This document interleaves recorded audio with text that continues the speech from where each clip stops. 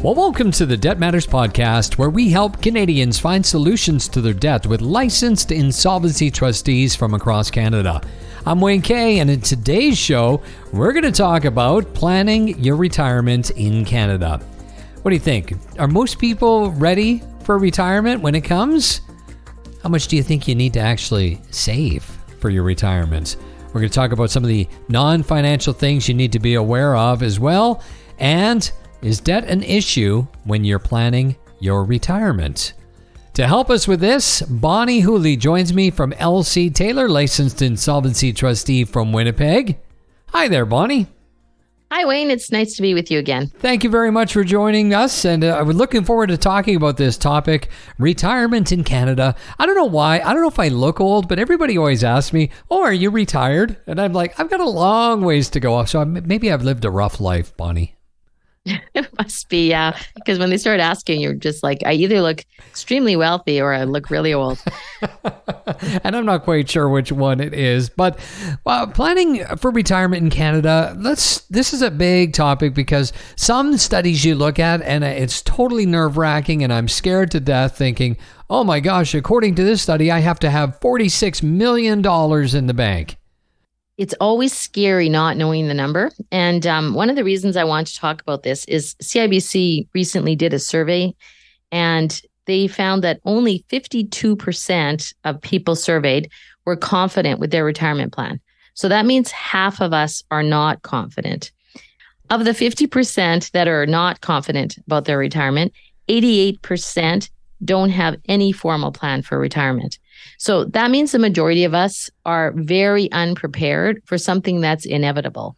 Most of us are not planning to die young, so we need to be planning for our retirement. Now, there was also another study from the Canadians Preparation for Retirement, CPR, in 2020. Ironically, lower household incomes are more likely to be prepared for retirement, and the people that are at highest risk of being unprepared are people whose incomes are above the median.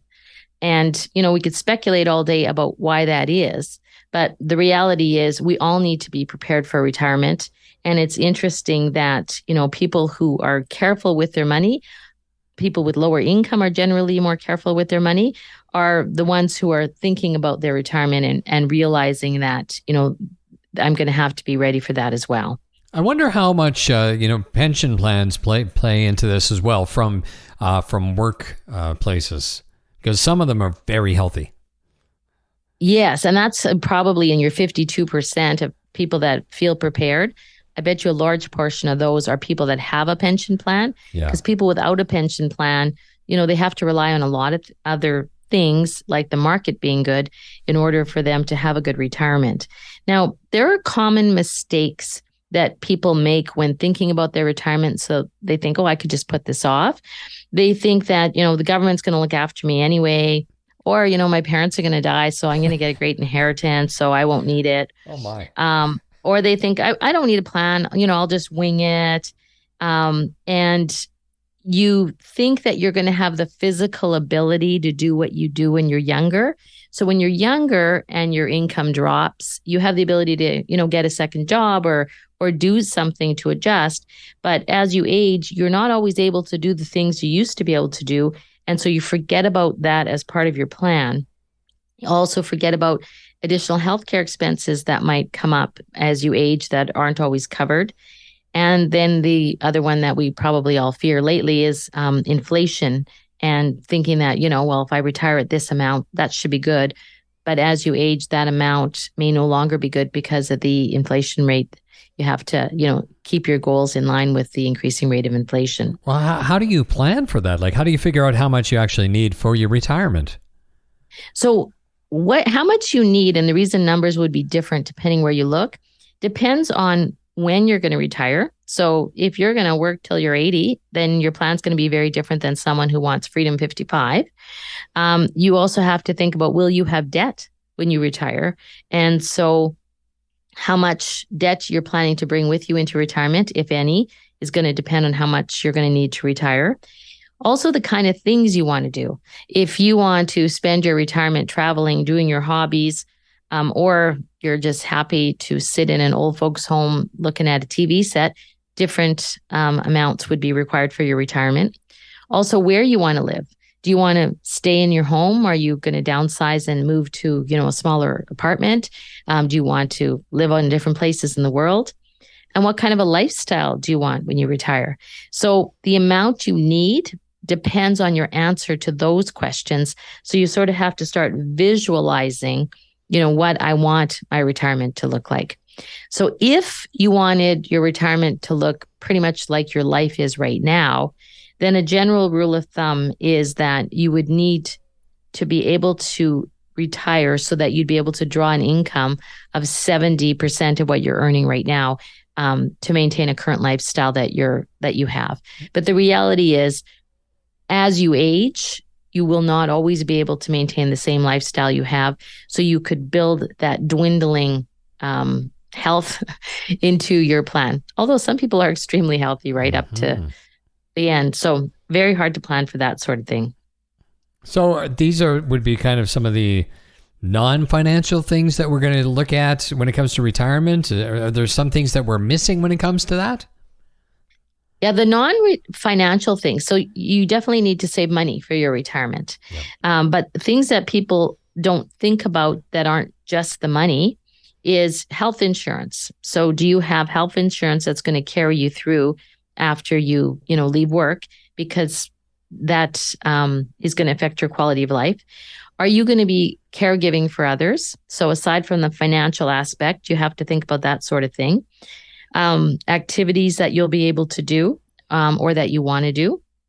Life insurance, are you going to need it? How much are you going to need and what will you need it for? If you're going to have dependents, you may need it for them. If you're not going to have dependents and your funeral expenses are covered, you may not need it. So that also brings us into estate planning and wills. So aside from the financial aspects of retirement, you have to think about those sorts of physical things as well.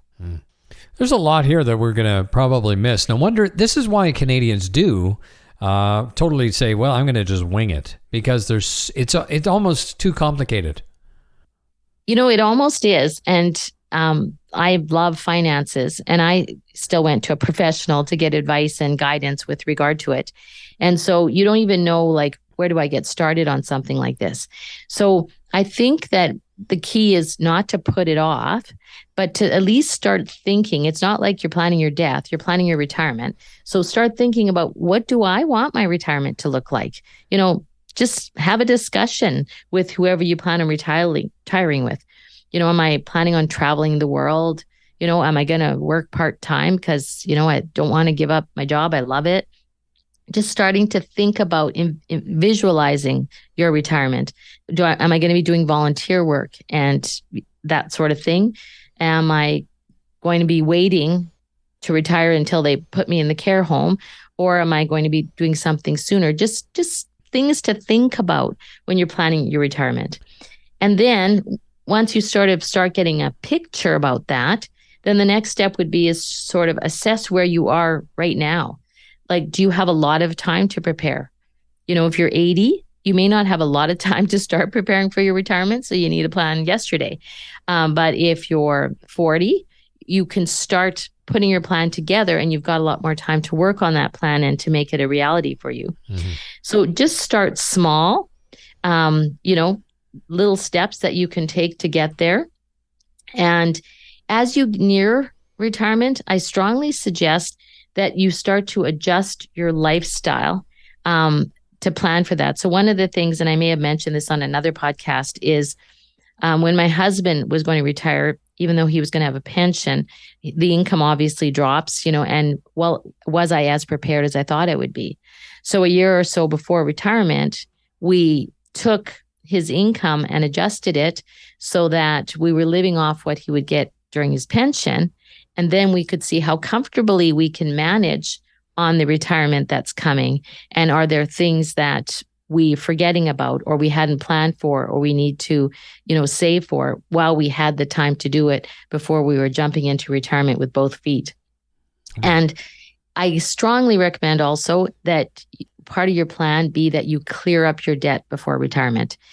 Retirement is hard enough and there's so many things that hit you that you can do your best to plan for, but trying to do that and manage with debt is always extremely hard, particularly from where I stand. When I see retired people with debt, it's always an excessive hardship on them, even more so than when you're younger. And then other things to think about is, does my company have a pension? And are there people I'm going to have to support? So those are the places to start. But the very, very, like once you're thinking about this and you've got a plan and you've got some general ideas, don't try to wing it on your own. Talk to an expert and, get recommendations, and don't wait until you're ready to retire. Talk to an expert sooner than later. Just like, when you're in debt, the sooner you talk to somebody, the more options that are available to you, and the better your retirement's going to look if you plan way ahead than if you wait till the last minute. It's very wise to do that, even when you're well ahead of the game.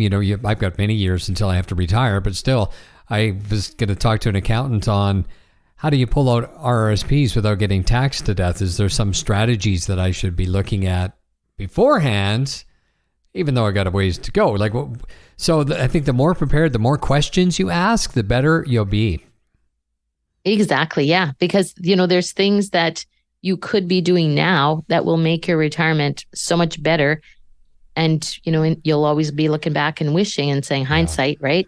So always better to plan. We just had that topic. We had that discussion this morning. A friend and I were talking, and I talk about this all the time on this show, but I love playing with the compound interest calculator, and I'm doing some changes in my portfolios. And then so I look ahead, and then I sent it to her and said, here, look at this and put your numbers in, because, if you need to make some adjustments, you better do it now. Don't wait until, it's too late. And she put her numbers into this thing, and then she was like, why didn't somebody else show me this earlier? I should have done this 10 years ago. And it's just, once again, we don't think about it because we're busy doing life. Yeah. And then, that's the compound interest thing is such an interesting thing, because part of our financial counseling that we offer for people that have financial trouble is long-term financial planning. And we do show that, if you started at 20 and put a small amount away, $200 a month, with compound interest, you would be a millionaire when you retire. Mm-hmm. And so if someone shows you that, you're like, well, I can afford that. I spend that much on coffee, right? But if nobody shows you or points it out or talks to you about it, you lose out on so much that you could be benefiting from. Do you find that people with debts will end up in your offices, the retirees that are in debt, or is that a wrong assumption? Because I don't want to assume anything, but you did mention that a lot of retirees, you lose, your income drops a fair amount, and all of a sudden you're still having the same debt, and you're still paying for all the house problems that are there that we have to pay for, new furnace, new whatever. Does that cause hardships? It does cause hardships, and also not having talked to someone ahead of time, there's things they don't think about. So, for example, they get their CPP, old age security, and then at the end of the year, they get a massive tax bill. And you're like, what? And it's because they don't take enough tax off. And so now you've got to go through the next year living on very limited income, trying to catch up on your taxes. And then you've got medical expenses that, not everything is covered under medical care. And so, then people will even start using credit cards just to maintain a very reasonable standard of living. And, had they known from the beginning that they were going to have to, save some off for taxes, then they would have just been slightly more frugal and, done that. So just little things like that can push people into debt while they're retired. Brilliant. Now, if somebody is listening to this and they're like, okay, Bonnie, please tell me all the things I need to do. Where do I start? What's your advice? Do something. That's my advice. Just something. So we've talked about a few things to think about, talking to an expert, planning what you'd like to. Even if you're doing something is visualizing, just don't put it off. Just say, today, what am I doing today to start to prepare for my retirement? Even if it's just thinking about it, just do something. All right. Terrific advice. Anything else we need to know? No, that should do it. You're all going to retire and be really happy and be thinking about me and being thankful. Just kidding. I love it. You're always a pleasure, Bonnie. Thanks very much for being on the show. All right. Nice chatting with you, Wayne. Well, my guest today, Bonnie Hooley. You can learn more or schedule a free consultation with LC Taylor Licensed Insolvency Trustees by going to the website lctaylor.com. And that is it for today's Debt Matters podcast. Make sure you subscribe wherever you get your favorite podcast from. And of course, for more information, you can always check out debtmatters.ca. Thanks very much for listening.